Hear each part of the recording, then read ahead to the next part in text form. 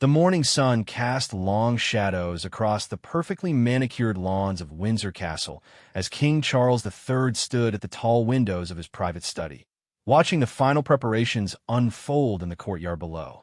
His fingers drummed silently against the windowsill, a habit he had developed over decades of royal duties, though today carried a weight that felt particularly significant. The ceremonial guards were taking their positions with practiced precision, their red tunics bright against the ancient stone walls that had witnessed centuries of diplomatic meetings. Queen Camilla entered the room quietly, her footsteps muffled by the thick Persian carpet that had been a wedding gift from the Shah of Iran to Queen Elizabeth decades earlier. She carried herself with the grace that had come naturally after years of supporting Charles through his most challenging moments, though observers could detect the slight tension in her shoulders that always appeared before major state occasions. Her pearl necklace caught the morning light as she moved to stand beside her husband, both of them gazing out at the scene that would soon host one of the most important diplomatic encounters of Charles's reign. The German delegation arrived at Heathrow 20 minutes ago, Camilla said softly, her voice carrying the measured tone she had perfected for delivering news that required careful consideration. Sir Clive says they should be here within the hour, traffic permitting. She glanced at the ornate clock on the mantelpiece, its golden hands indicating that time was moving steadily toward the moment when protocol would take over and their personal thoughts would need to be set aside for the demands of statecraft. Charles nodded slowly, his eyes still fixed on the courtyard where footmen were making final adjustments to the red carpet that would guide President Frank-Walter Steinmeier from his official car to the castle entrance. The relationship between Britain and Germany had evolved dramatically since the days when his grandmother had navigated the complex post-war diplomatic landscape, and Charles understood that today's ceremony represented another crucial chapter in that ongoing story. The weight of history seemed to press down on the ancient walls around them, reminding everyone present that Windsor Castle had been the setting for countless such moments over nearly 1,000 years. "I keep thinking about what my mother would have made of all this," Charles murmured, his voice barely audible even in the quiet of the study.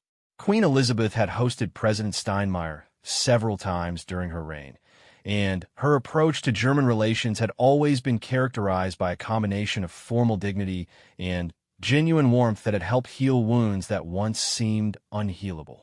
Charles knew that he brought his own style to these encounters, shaped by decades of environmental advocacy and interfaith dialogue, but the shadow of his mother's legacy remained a constant presence in his approach to royal duties.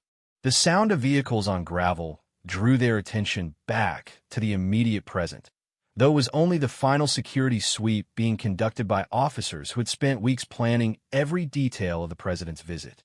Sir Clive Alderton, the king's private secretary, had briefed Charles extensively on the delicate balance required for this particular ceremony, which would celebrate not only the friendship between two nations, but also the shared commitment to democratic values that had become increasingly important in an uncertain world. Camilla moved to the small mirror beside the window, adjusting her hat with the practiced efficiency of someone who had learned to prepare for public appearances while managing 1,000 other details. Her outfit had been chosen weeks earlier after consultations with designers, protocol officers, and even meteorologists who had predicted the morning's weather patterns. The pale blue dress and matching coat were intended to complement the formal atmosphere while avoiding any colors that might carry unintended political significance, a consideration that had become increasingly complex in the modern diplomatic landscape. The German ambassador mentioned that President Steinmeier is particularly looking forward to discussing the environmental initiatives, Camilla said, smoothing an imaginary wrinkle from her gloves. Charles had spent years advocating for sustainable practices and renewable energy, causes that had sometimes put him at odds with political figures who preferred more traditional approaches to economic development.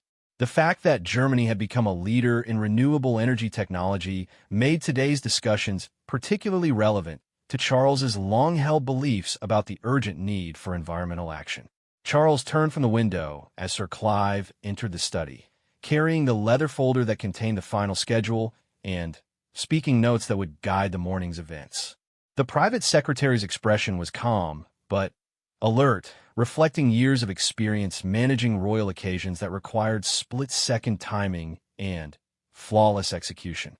Behind him followed two other members of the royal household staff, each carrying items that would be needed for the various phases of the ceremony.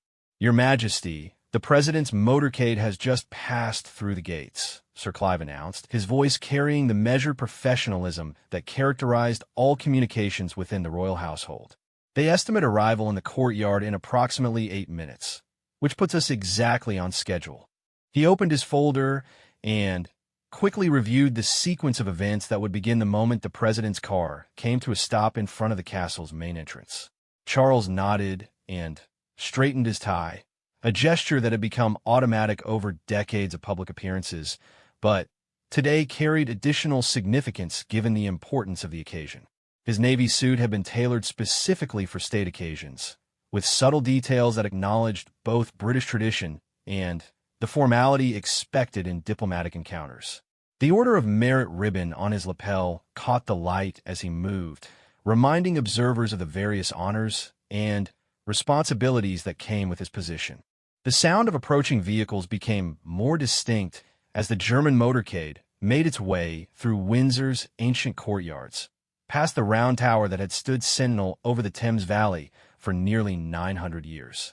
Charles could imagine President Steinmeier's first glimpse of the castle's imposing walls and towers, a sight that had impressed countless world leaders over the centuries.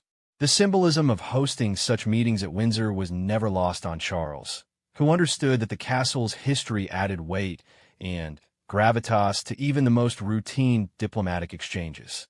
Camilla gathered her small handbag and moved toward the door, her movements reflecting the combination of nervousness and excitement that always preceded major royal events. She had learned over the years to channel these feelings into the focused energy needed for hours of formal conversation, ceremonial procedures, and the careful attention to detail that characterize successful state occasions. Her role today would involve not only supporting Charles, but also ensuring that Mrs. Steinmeier felt welcomed and comfortable throughout the various ceremonies and receptions. The distant sound of the castle's bells began to ring, marking the quarter hour and signaling to everyone within the grounds that the formal ceremony was about to begin. Charles had always found something deeply moving about those ancient bells, which had marked significant moments in British history for centuries, and today would witness another chapter in the ongoing relationship between two nations that had traveled such a remarkable journey from conflict to cooperation. Sir Clive consulted his watch and gestured toward the door, indicating that it was time for the king and queen to make their way to the entrance hall where they would await the president's arrival. The next few hours would be carefully choreographed, but Charles knew from experience that the most meaningful moments often occurred in the brief, unscripted conversations that took place between the formal ceremonies and speeches. As they walked through the corridors that connected the private apartments to the staterooms, Charles reflected on the broader significance of today's visit. Germany's role in European affairs had evolved dramatically since his youth, and the country had become a crucial partner for Britain in addressing challenges that range from climate change to economic cooperation. President Steinmeier's visit represented an opportunity to strengthen those ties while acknowledging the complex history that had shaped relations between the two countries. The entrance hall was filled with the quiet efficiency of royal household staff making final preparations for the president's arrival. Footmen stood at attention beside the doors, while palace officials reviewed their positions and responsibilities one final time. The red carpet stretched from the main entrance to the foot of the grand staircase, creating a pathway that would guide the German delegation through their first moments at Windsor Castle. Charles could hear the sound of cars approaching the main courtyard, and he knew that within minutes he would be greeting President Steinmeier with the formal words that would begin several hours of carefully planned ceremonies and conversations. The weight of representing not only the British crown, but also the hopes for continued friendship between two nations rested on his shoulders as he prepared to step forward and extend the traditional royal welcome that had marked such occasions for generations. The sound of car doors closing echoed through the entrance hall, followed by the measured footsteps of the ceremonial guard as they took their final positions. Charles straightened his shoulders and glanced at Camilla, who returned his look with the supportive smile that had sustained him through countless similar moments over their years together. The ancient walls of Windsor Castle seemed to hold their breath as the moment arrived for another chapter in the long history of diplomatic relations to begin. Through the tall windows that flanked the entrance doors, Charles could see the German flag flying alongside the Union Jack on the poles that had been specially erected for the occasion. The sight reminded him of how far both nations had traveled from the dark days of conflict to this moment of friendship and cooperation, and he felt the full weight of his responsibility to honor that progress while working toward an even stronger partnership in the years ahead. The massive oak doors of Windsor Castle swung open with ceremonial precision as President Frank-Walter Steinmeier stepped from his official car onto the red carpet that had been laid with mathematical accuracy across the ancient cobblestones. The German president moved with the practiced dignity of a statesman who had represented his country on countless international stages, though even he seemed momentarily impressed by the grandeur of the setting that surrounded him. His wife, Elke Budenbender, emerged from the vehicle behind him, her elegant navy dress perfectly chosen for the formality of the occasion while maintaining the understated sophistication that characterized her public appearances. King Charles stepped forward with measured steps, his posture reflecting decades of training in royal protocol, while his expression conveyed the genuine warmth that he had learned to balance with the dignity required for state occasions. The morning sun illuminated the intricate details of his ceremonial dress uniform as he approached the German president, each gold button and ribbon carrying historical significance that connected this moment to centuries of British royal tradition. Behind him, Queen Camilla moved with equal grace, her pale blue ensemble creating a striking visual complement to the formal military precision that surrounded them. President Steinmeier, "Welcome to Windsor Castle," Charles said as he extended his hand in greeting, his voice carrying across the courtyard with the clarity that years of public speaking had developed. The words themselves were simple, but they carried the weight of diplomatic tradition and the promise of the meaningful conversations that would follow. President Steinmeier's response was equally formal yet warm, delivered in the precise English that reflected his years of international experience and his deep respect for the protocols that govern such encounters.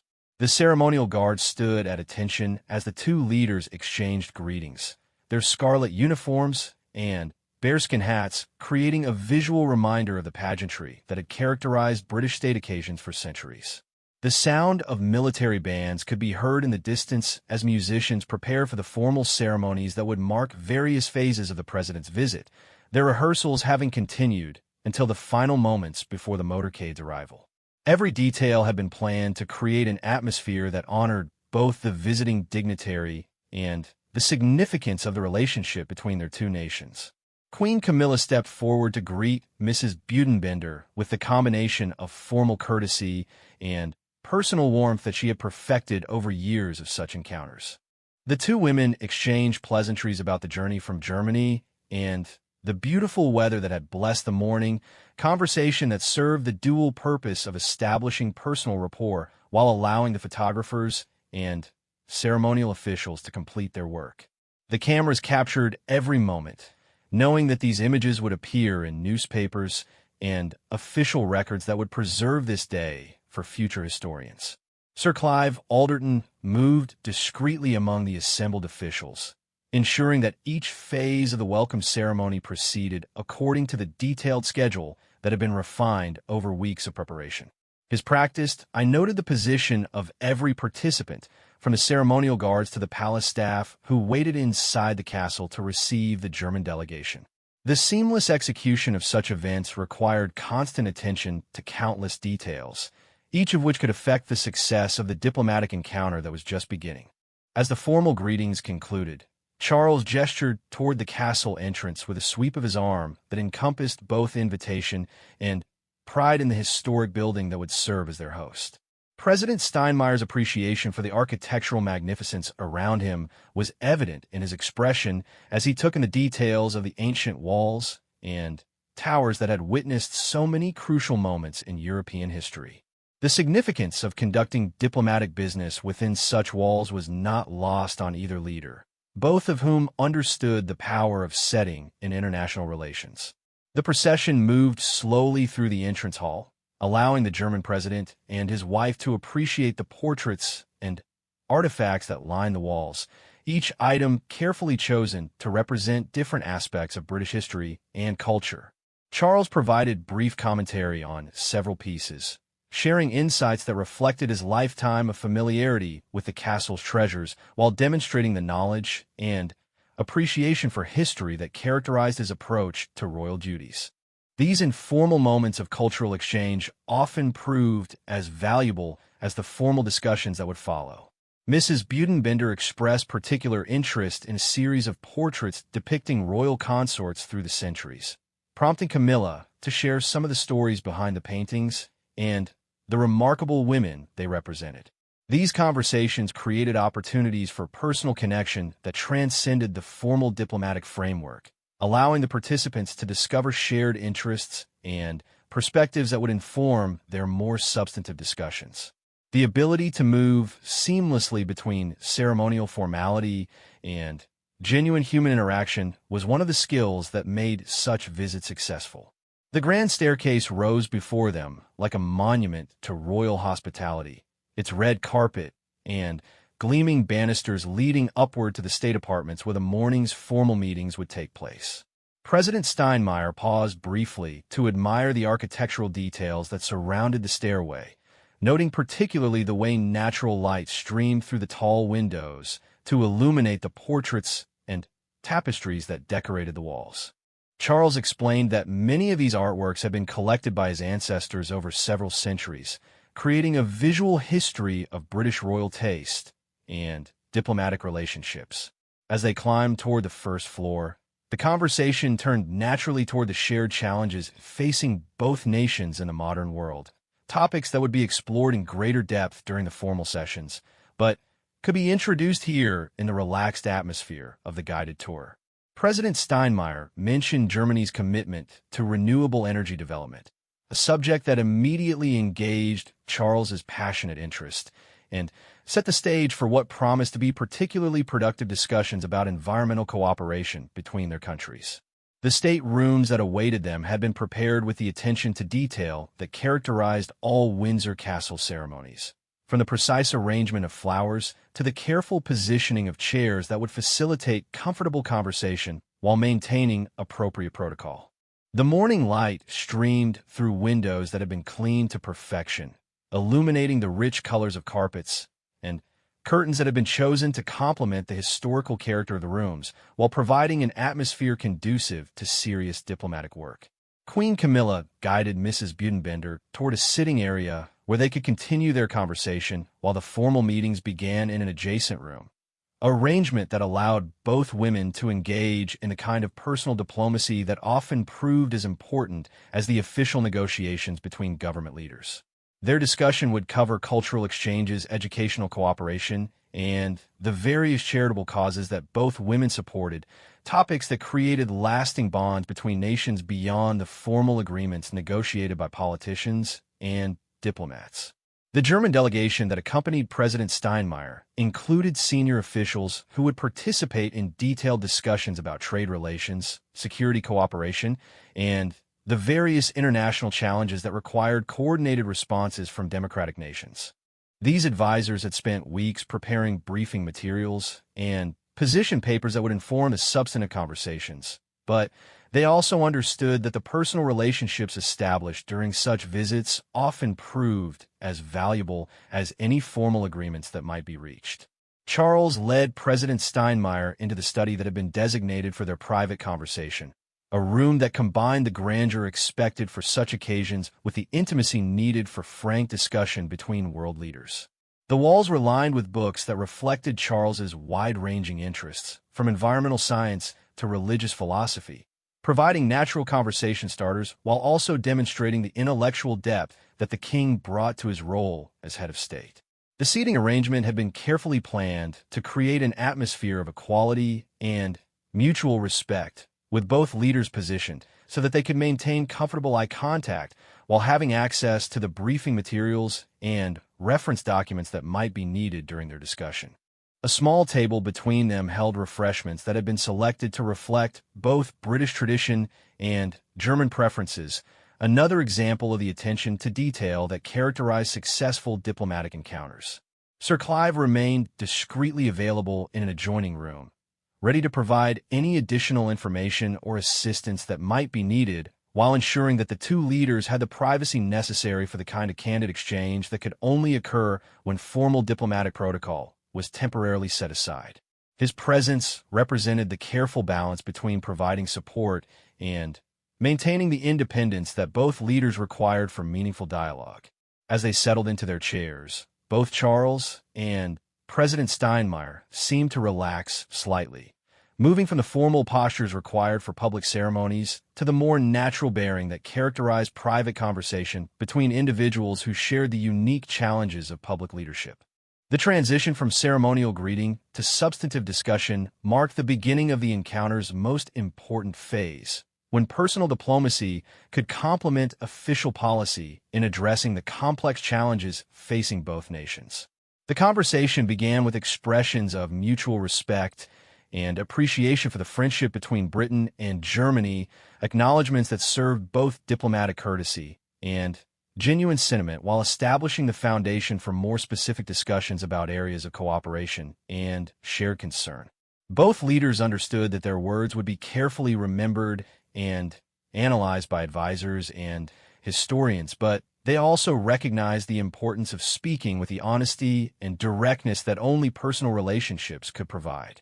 The morning sun continued to stream through the tall windows as two leaders representing nations with complex histories, but shared values began the kind of dialogue that had the potential to strengthen international cooperation and address some of the most pressing challenges of the contemporary world. The conversation between King Charles and President Steinmeier developed naturally as both leaders discovered shared perspectives on the environmental challenges that dominated much of their discussion during the first hour of their private meeting. Charles leaned forward in his chair as he described the sustainable farming initiatives being implemented on the royal estates, his enthusiasm evident in the way his voice quickened when discussing subjects that had passionate about for decades. President Steinmeier listened with genuine interest, occasionally asking questions that demonstrated his own considerable knowledge of renewable energy policies and environmental protection measures. The German transition to renewable energy sources has been remarkable to observe, Charles said, gesturing toward a bookshelf lined with reports on climate change and sustainability that reflected years of study on these topics. Your country's leadership in this area has provided a model that many other nations are now attempting to follow, though the political challenges remain substantial almost everywhere. His words carried the weight of someone who had spent years advocating for environmental action, often in the face of skepticism from political figures who prioritized short-term economic considerations over long-term ecological health. President Steinmeier nodded thoughtfully as he considered his response, understanding that this conversation represented an opportunity to strengthen cooperation between Germany and Britain on issues that transcended traditional diplomatic boundaries. The transformation has not been without difficulties, he admitted, his tone reflecting the honesty that characterized productive discussions between world leaders who trusted each other's commitment to serious dialogue. There have been economic costs and political opposition, but the long-term benefits for both our environment and our energy security have justified the investment. The discussion moved naturally toward the broader challenges of international cooperation on climate change, a topic that both leaders recognized as requiring the kind of sustained commitment that could only be achieved through personal relationships between world leaders who shared common values. Charles spoke about his decades of work with various environmental organizations, while President Steinmeier described Germany's efforts to balance environmental protection with economic growth in an increasingly competitive global marketplace. As their conversation continued, Sir Clive appeared briefly in the doorway to signal that the formal ceremony in St. George's Chapel would begin in approximately 1 hour, a reminder that this private discussion was taking place within the framework of a carefully orchestrated diplomatic visit that included multiple ceremonial elements. Both leaders acknowledged the time constraint with slight nods, but neither seemed inclined to rush through topics that clearly held deep personal significance for both of them. Meanwhile, in an adjacent sitting room, Queen Camilla and Mrs. Budenbender had developed their own engaging conversation about cultural exchanges between Britain and Germany, discussing everything from museum exhibitions to student exchange programs that had helped strengthen understanding between their peoples. Camilla spoke with particular enthusiasm about literacy programs she had supported over the years, while Mrs. Budenbender shared insights from her own work as a judge and her involvement with various educational initiatives in Germany. The connections between our countries extend far beyond government relations, Camilla observed as she poured tea from an elegant silver service that had been prepared by palace staff with typical attention to detail. When I meet young people who have participated in exchange programs, I'm always struck by how these personal experiences create lasting friendships that endure long after the formal programs have concluded. Her words reflected the genuine interest she had developed in cultural diplomacy as in complement to the more formal diplomatic work conducted by government officials. Mrs. Budenbender smiled as she accepted the delicate china cup, noting the intricate pattern that decorated the royal porcelain service. These individual connections often prove more durable than political agreements, she agreed, her English carrying only the slightest accent that reminded listeners of her German heritage. When people have shared experiences and personal relationships, they become advocates for international understanding in ways that no government policy can achieve. The two women had discovered a remarkable alignment in their views on the importance of cultural and educational exchange as foundations for lasting international friendship. Their conversation was interrupted by the arrival of two additional members of the German delegation, senior officials who had been touring other sections of the castle, while the leaders conducted their private discussions. These advisors brought with them briefing folders containing the latest information on trade relations and security cooperation between the two nations, materials that would inform the more formal discussion scheduled for later in the morning. Back in the study, Charles and President Steinmeier had moved their discussion toward the challenges facing democratic institutions in an era of increasing global uncertainty, a topic that required careful consideration of both domestic political considerations and international diplomatic sensitivities. Both leaders understood that their words would be analyzed not only by their respective governments, but also by political observers who would interpret their statements within the context of broader international relationships. The strength of democratic institutions depends ultimately on the confidence of citizens that their voices are heard and their interests are represented, President Steinmeier said, his tone reflecting the thoughtful approach that had characterized his career in public service.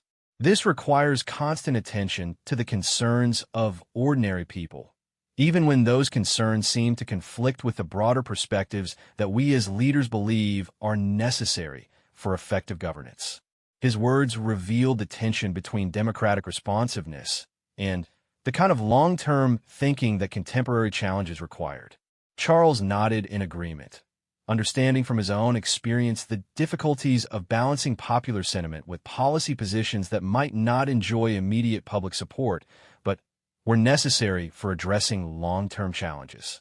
The monarchy provides a somewhat different perspective on these issues, he admitted, since our legitimacy derives from historical tradition rather than electoral politics. But the underlying challenge remains the same: how to maintain public trust while making decisions that may not always be popular, but are necessary for the greater good. The conversation was momentarily interrupted by the distant sound of church bells beginning to ring across Windsor, a reminder that St. George's Chapel was preparing for the ceremony that would mark the formal conclusion of the morning's diplomatic activities.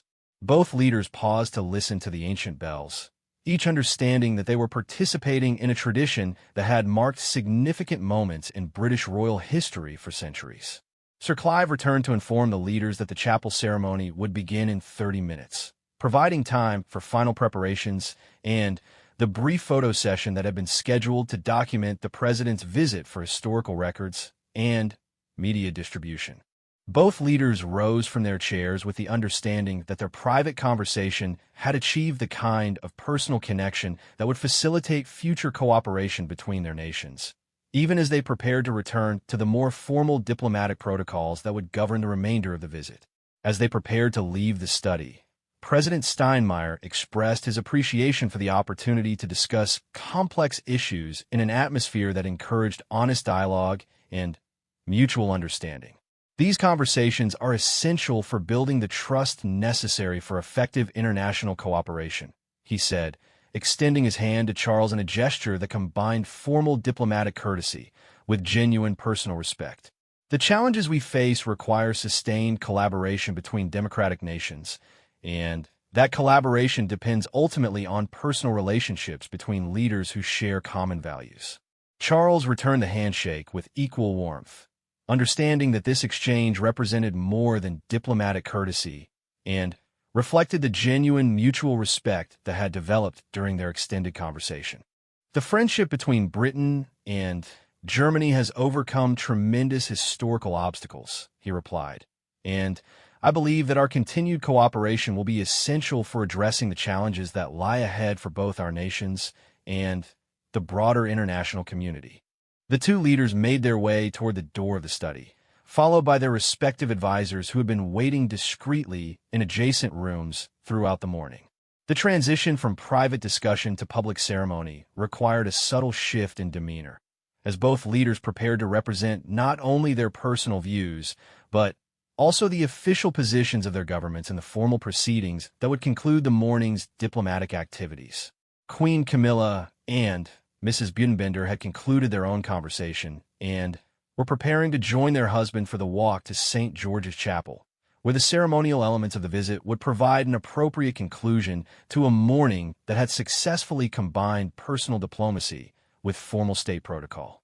Both women had clearly enjoyed their discussion and seemed to have established the kind of personal rapport that would facilitate future cultural and educational exchanges between their countries.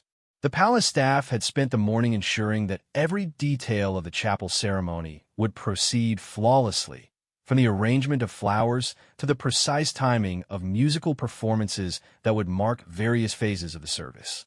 These preparations reflected not only the royal household's commitment to excellence, but also the recognition that ceremonial events play an important role in international diplomacy by providing symbolic representation of the values and traditions that democratic nations share. As the German delegation prepared to make their way through Windsor Castle's historic corridors towards St. George's Chapel, both the visible elements of the visit and the private conversations that had taken place during the morning represented different aspects of the diplomatic relationship between two nations that had traveled a remarkable journey from historical conflict to contemporary cooperation and friendship.